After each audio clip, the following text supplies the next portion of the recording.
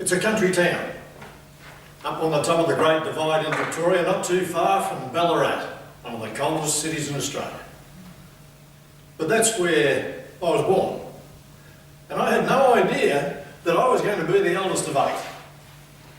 My sister down from me only made it for a week. So they left me with 4 brothers and 2 sisters. Now, living in Daylesford was interesting. I was in year 7 or 8 before I wore long pants. So I always wore shorts. And I can remember the photos of me, little bloke with shorts on and curly hair and oversized ears. Still got the ears. But I was always going to be a short-termer there. And the reason was because unless you could cut down trees or dig spuds, there was nothing much you could do over there in Daylesford. And so as a result of that, when I was 17 and a half, I left Daylesford and I went down to Melbourne for a bit of further education. At that point, Daylesford was behind. Now I'm going to give you a couple of snippets over the years. So come with me here, where we've got 2 chairs, a table, outside of a cafe, beside a road. I'm sitting on one of the chairs, and I've got a funny look on my face. And it's because the road is actually the Champs-Élysées in the city of Paris. And the Arc de Triomphe is just up here, and the Eiffel Tower's over there, and just down the road, if you go far enough, you'll find the Louvre. And as I sat there was a thought that came to me, and it was Allan Murray, just a country boy from Daylesford. Look where you are. That was a key for me.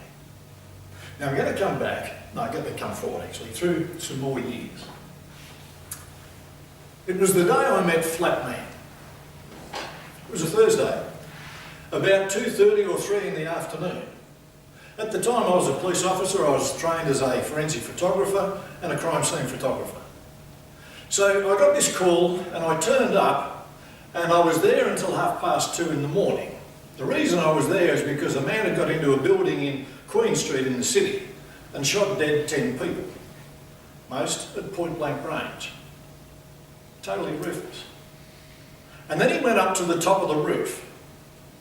And what he did was a benefit to the relatives of those people that he shot. He jumped off. And here is now Flatman. And that's where I came in. And I took his photograph. He didn't smile, but that was just fine. And then at 2:30 in the morning, I was leaning against the wall of an office. I just finished photographing 10 hours of bodies and entry wounds and exit wounds and shells and casings. And as I leant there, and I was totally finished. And I thought, Allan Murray, just a country boy from Daylesford. You had no idea you'd end up here one day, did you? And I never did. Now we'll leave that behind.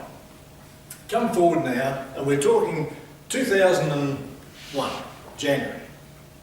And here's the scene. Myself, my wife, my 3 daughters. One of the cliffs out here at Scarborough.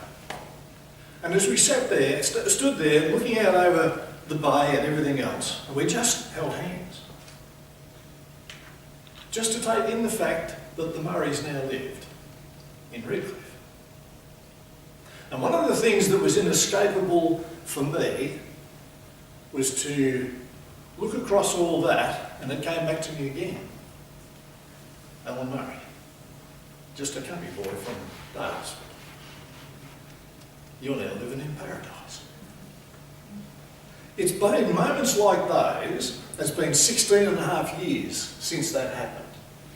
And it's been moments like those that have pursued me for most of my life. And so, in that time, we've had some great adventures, we've had some big ups, we've had some big downs. Because by the time you do all that, that's called my life.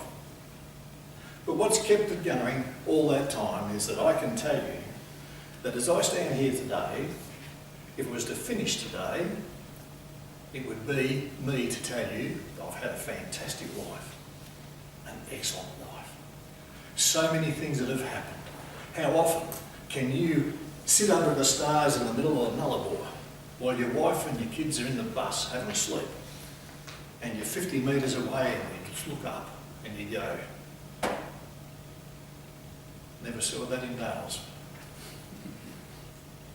Well, the bottom line, it'll always get down to it, a very simple, single thing, as far as I'm concerned. Life has been all sorts of good and bad to me, which has made it my life. But the thing that I believe has kept me in a position where I've appreciated every single bit of it is this. Never have I forgotten that I'm just a country boy from Dales.